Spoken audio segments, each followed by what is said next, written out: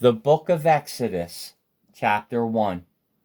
Now these are the names of the children of Israel, which came into Egypt. Every man and his household came with Jacob. Reuben, Simeon, Levi, and Judah. Issachar, Zebulun, and Benjamin. Dan and Naphtali, Gad, and Asher. And all the souls that came out of the loins of Jacob were 70 souls, for Joseph was in Egypt already.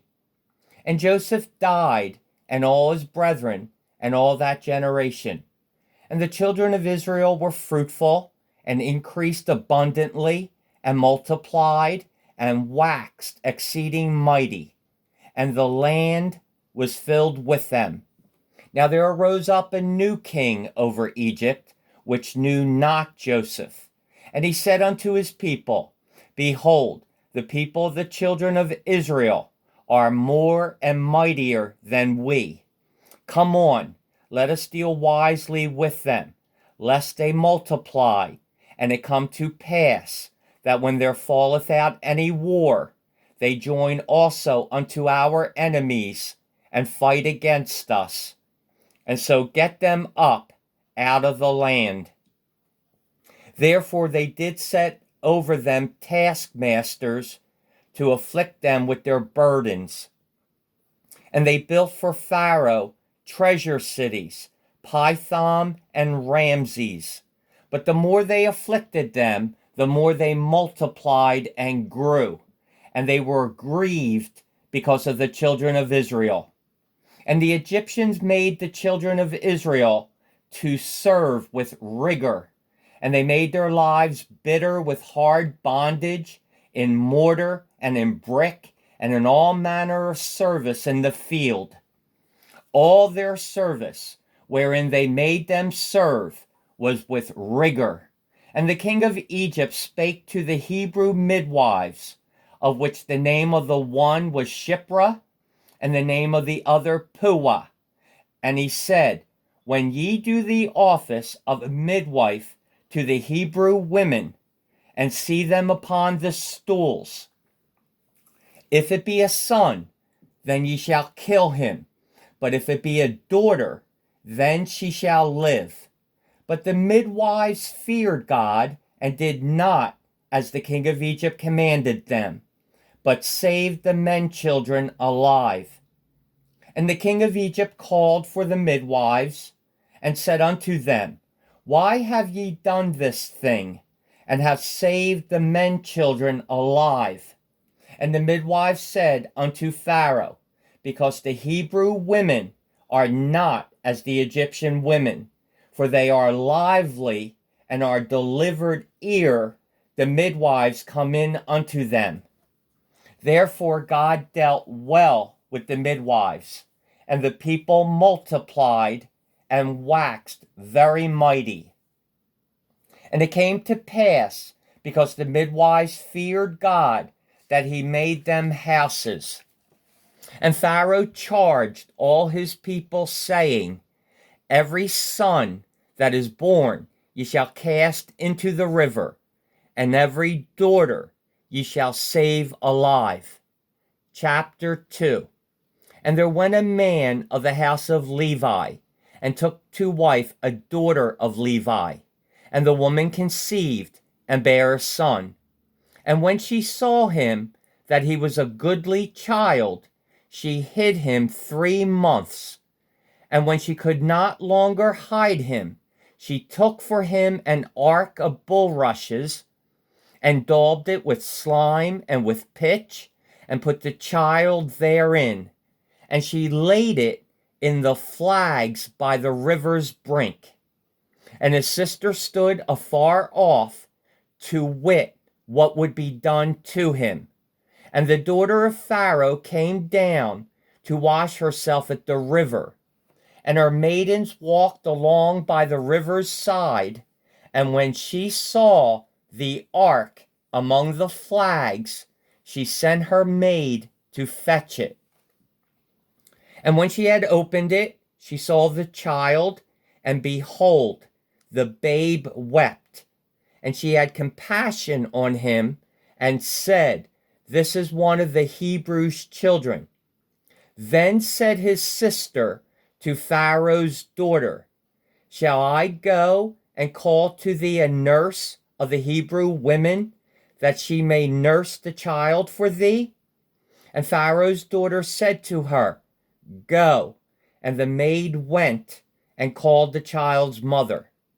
And Pharaoh's daughter said unto her, "Take this child away and nurse it for me, and I will give thee thy wages." And the woman took the child and nursed it. And the child grew, and she brought him unto Pharaoh's daughter, and he became her son. And she called his name Moses. And she said, "Because I drew him out of the water." And it came to pass in those days, when Moses was grown, that he went out unto his brethren, and looked on their burdens, and he spied an Egyptian smiting an Hebrew, one of his brethren. And he looked this way and that way, and when he saw that there was no man, he slew the Egyptian, and hid him in the sand. And when he went out the second day, behold, 2 men of the Hebrews strove together. And he said to him that did the wrong, "Wherefore smitest thou thy fellow?" And he said, "Who made thee a prince and a judge over us? Intendest thou to kill me, as thou killest the Egyptian?" And Moses feared, and said, "Surely this thing is known." Now when Pharaoh heard this thing, he sought to slay Moses. But Moses fled from the face of Pharaoh, and dwelt in the land of Midian, and he sat down by a well. Now the priest of Midian had 7 daughters, and they came and drew water, and filled the troughs to water their father's flock. And the shepherds came and drove them away, but Moses stood up and helped them, and watered their flock. And when they came to Reuel their father, he said, "How is it that ye are come so soon today?" And they said, "An Egyptian delivered us out of the hand of the shepherds, and also drew water enough for us, and watered the flock." And he said unto his daughters, "And where is he? Why is it that ye have left the man? Call him, that he may eat bread." And Moses was content to dwell with the man.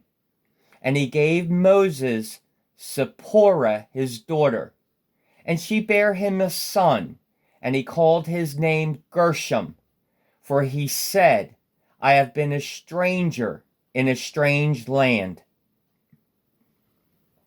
And it came to pass in process of time that the king of Egypt died.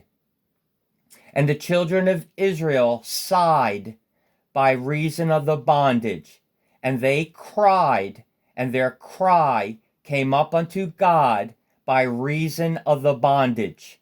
And God heard their groaning, and God remembered his covenant with Abraham, with Isaac, and with Jacob. And God looked upon the children of Israel, and God had respect unto them. Chapter 3. Now Moses kept the flock of Jethro his father-in-law, the priest of Midian. And he led the flock to the backside of the desert, and came to the mountain of God, even to Horeb. And the angel of the Lord appeared unto him in a flame of fire out of the midst of a bush. And he looked, and behold, the bush burned with fire, and the bush was not consumed. And Moses said, "I will now turn aside and see this great sight, why the bush is not burnt." And when the Lord saw that he turned aside to see, God called unto him out of the midst of the bush and said, Moses, Moses. And he said, Here am I. And he said, Draw not nigh hither. Put off thy shoes from off thy feet. For the place whereon thou standest is holy ground. Moreover, he said, I am the God of thy father, the God of Abraham, the God of Isaac, and the God of Jacob. And Moses hid his face, for he was afraid to look upon God.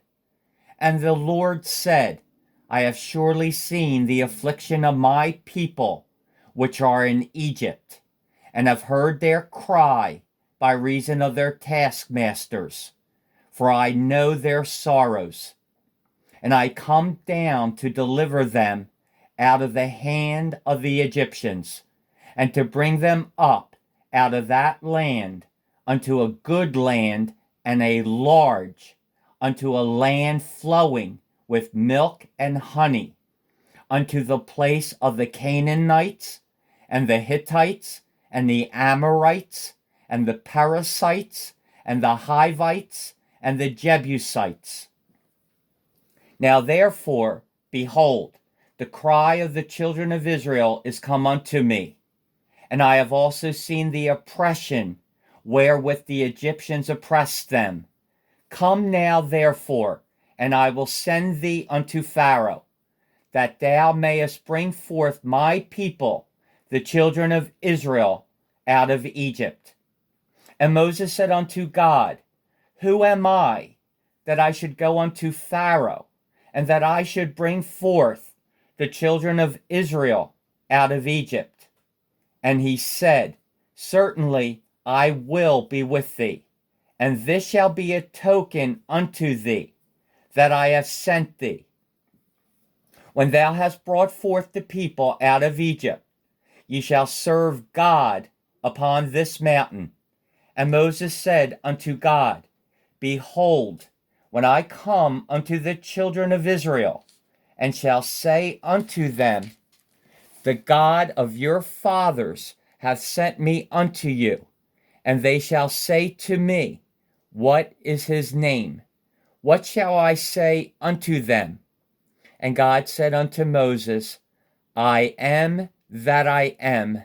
And he said, Thus shalt thou say unto the children of Israel, I am hath sent me unto you. And God said moreover unto Moses, Thus shalt thou say unto the children of Israel, The Lord God of your fathers, the God of Abraham, the God of Isaac, and the God of Jacob, hath sent me unto you. This is my name forever, and this is my memorial unto all generations.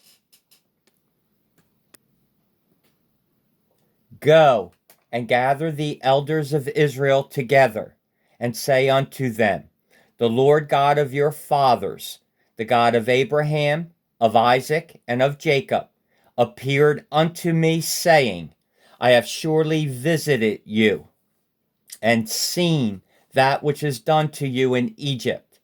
And I have said, I will bring you up out of the affliction of Egypt unto the land of the Canaanites, the Hittites, the Amorites, the Perizzites, the Hivites, and the Jebusites, unto a land flowing with milk and honey. And they shall hearken to thy voice, and thou shalt come, thou and the elders of Israel, unto the king of Egypt, and ye shall say unto him, The Lord God of the Hebrews hath met with us, and now let us go, we beseech thee, 3 days' journey into the wilderness, that we may sacrifice to the Lord our God.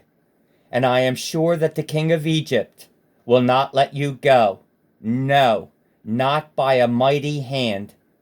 And I will stretch out my hand and smite Egypt with all my wonders, which I will do in the midst thereof. and after that he will let you go. And I will give this people favor in the sight of the Egyptians. And it shall come to pass that when ye go, ye shall not go empty. But every woman shall borrow of her neighbor, and of her that sojourneth in her house, jewels of silver, and jewels of gold, and raiment. And ye shall put them upon your sons, and upon your daughters, and ye shall spoil the Egyptians.